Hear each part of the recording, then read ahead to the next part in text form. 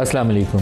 16 दिसंबर को पाकिस्तान को अपनी सियासी तारीख के ऊपर नज़र डालते हुए रियासत ने मुख्तलिफ़ वक्तों के अंदर जो पॉलिसीज़ पाकिस्तान के अंदर रवा रखी उसका ज़रूर जायज़ा लेना चाहिए, ताकि अपनी उन गलतियों से सबक सीखते हुए आइंदा के लिए बेहतरी की राह मुतय्यन की जा सके। वो 16 दिसंबर 1971 हो, ना कभी ज़िंदगी सारी उसको भूलना चाहिए, और जो हमने उस वक्त मिस्टेक्स की थी उसको भी नहीं भूलना चाहिए। वो अवामी लीग के मामला हो या कोई और मामला हो, कभी भी अगर उन गलतियों का दोबारा इर्तिकाब हो तो हमारी आंखें फ़ौरन खुल जानी चाहिए। कोई चीज़ ऐसी प्रॉम्प्ट होनी चाहिए कि हमें याद दिलाए कि इन गलतियों के नतीजे में 71 हुआ था, दोबारा उन गलतियों का इर्तिकाब नहीं करना। इसी तरीके से 2014 में APS का जो वाक़या है वो 1971 जितना ही बड़ा वाक़या है। किसी कौम के 140 बच्चे शहीद कर दिए जाएँ तो उस कौम को हमेशा के लिए अपनी राह दुरुस्त कर देनी चाहिए। तो हमें इस गलतियों से सबक सीखते हुए आइंदा के लिए बेहतरी की राह मुतय्यन करनी चाहिए, और सबको ये सबक सीखना चाहिए। सिर्फ कोई एक ग्रुप ऑफ सोसाइटी या एक सेगमेंट ऑफ सोसाइटी नहीं है, बल्कि इस कौम के जो बड़े हैं, मुख्तलिफ रियासती इदारे हैं, सारों को एक सर्टन लाइंस ड्रॉ करनी चाहिए कि ये हमारी रेड लाइंस हैं, इसको क्रॉस नहीं करना। तो आज के प्रोग्राम में इन दोनों इश्यूज़ पर भी बात करेंगे, और पाकिस्तान की इकॉनमी के हवाले से अभी 71 का जिक्र किया तो बांग्लादेश के ऊपर कहा जाता था कि वहाँ एक तिनका नहीं कपास का उगता, तो वो करेंगे क्या? झूठ होती थी, कपास पाकिस्तानी साइड पे होती थी, लेकिन हम 14-15 मिलियन कॉटन बेल्स पैदा करते करते अब 4-5 मिलियन बेल्स पे आ गए। टेक्सटाइल की प्रोडक्ट्स हमारा मेन स्टे हुआ करता था।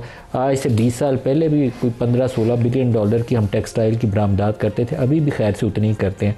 बांग्लादेश जहां कॉटन का हम कहते थे एक टिंका नहीं होता, वो 40 अरब डॉलर की बरामदात करता है, और रेडीमेड गारमेंट्स में वो लीडिंग एक्सपोर्टर है दुनिया में। हम पीछे रह गए हैं, मार खा के कहीं हमारी जगह ही नहीं है। तो प्रोग्राम के आगाज़ में हमें ज्वाइन कर रहे हैं मिफ्ता इस्माइल साहब, साबिक वज़ीर। मिफ्ता साहब, आपको प्रोग्राम में खुश आमदीद कहता हूँ। इसके अलावा स्टूडियोज़ में हमारे साथ हैं आबिद शेर अली साहब, रहनुमा है पाकिस्तान मुस्लिम लीग नवाज़ से, और सेनेटर पलविशा खान है पाकिस्तान पीपल्स पार्टी से, और शहरियार अफरीदी साहब हैं पाकिस्तान तहरीक इंसाफ से। सबको प्रोग्राम में खुश आमदीद कहता हूँ। मिफ्ता साहब, आप फरमाइएगा, ना पाकिस्तान से बरामदात बढ़ रही हैं, ना पाकिस्तान में मैन्युफैक्चरिंग के शोबे में नई सरमायाकारी आ रही है। लार्ज स्केल मैन्युफैक्चरिंग का जो नंबर है पिछले 3 साल मुसलसल नीचे रहने के बाद पहला क्वार्टर है जिसमें वो पॉजिटिव नज़र आ रहा है 4% के ऊपर। तो हमारे हालात इस वक्त बहुत पतले हैं। अनएम्प्लॉयमेंट बढ़ गई है, क्योंकि मैन्युफैक्चरिंग में सरमायाकारी नहीं आएगी तो एम्प्लॉयमेंट जनरेशन नहीं होगी।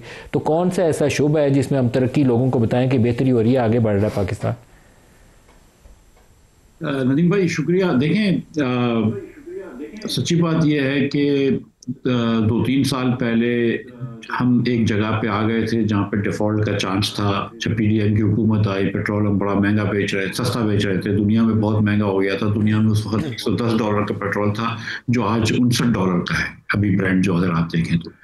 लेकिन उसके बाद हमने पहले IMF, जब मैं था तो IMF आई, बात हो गई, हमने पाकिस्तान को डिफ़ॉल्ट की सिचुएशन से निकाल लिया, लेकिन फिर हमने वापस IMF से लड़ाई करी। लेकिन जून 23 के अंदर हम शहबाज साहब गए और हमने IMF से डील कर ली, और उसके बाद से डिफ़ॉल्ट का कोई ख़तरा नहीं है, बल्कि केयरटेकर की हुकूमत में $310 से डॉलर जो है वो कम होकर 280 तक आया है। तो अब जो है 2 साल से हुकूमत हमें ये कह रही है कि हम स्टेबिलिटी अचीव करनी। भाई स्टेबिलिटी तो 2 साल से अचीव कर ली।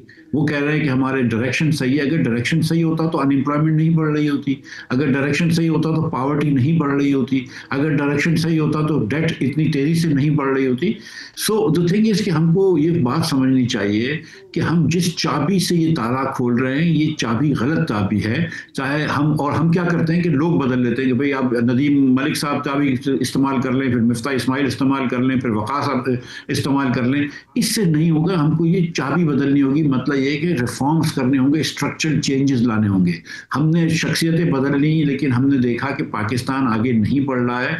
और अब की बात नहीं है, 2000 से, जब आपने बांग्लादेश की बात की, 2000 में बांग्लादेश और पाकिस्तान का 2000 से लेकर 2021 तक बांग्लादेश और पाकिस्तान में एवरेज इंक्रीज जो है वो 2.1% हुई है। बांग्लादेश में एवरेज इंक्रीज 4.6% हुई है।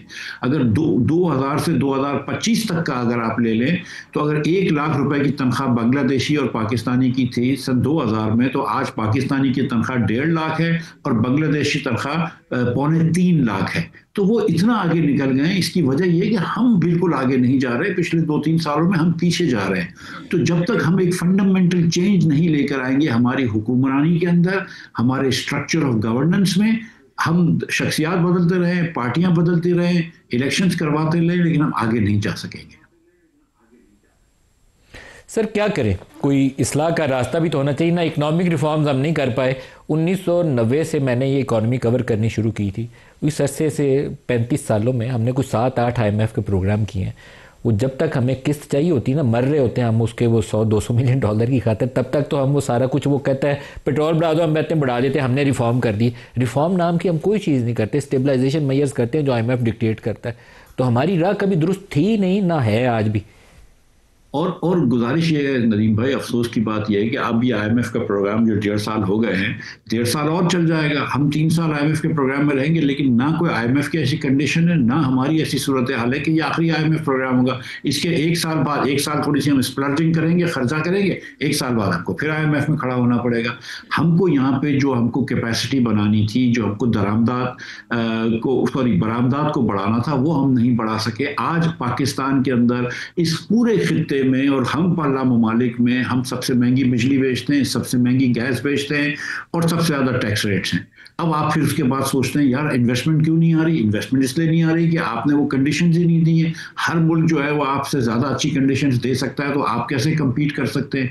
पाकिस्तानी अपना इन्वेस्ट नहीं कर रहे। पहले 5 महीने में आपने देखा है कि हमारी इंपोर्ट्स कम हो गई हैं, एक्चुअली गुड्स इंपोर्ट्स, और एक्सपोर्ट्स बढ़ रही हैं। तो पहले हम वो बूम बस्ट साइकिल में जा रहे थे, अब तो शायद बस टू बस चले जाएंगे। क्या करना होगा यार, अखराजात कम करें। आप 13 बिलियन डॉलर्स PSDP और ADBs में खर्च करते हैं। ये सूबे के और जो वफाक के, जिसको हम डेवलपमेंट प्रोजेक्ट कहते हैं, जिससे डेवलपमेंट का कोई ताल्लुक नहीं होता, वो हम खर्च करते हैं। 43 अरब रुपया अभी आपने दे दिया, एक खतीर रकम आपने दे दी MNA हजरात को, हुकूमत की पार्टियों के। हर MNA को 25-25 करोड़ रुपए दिए।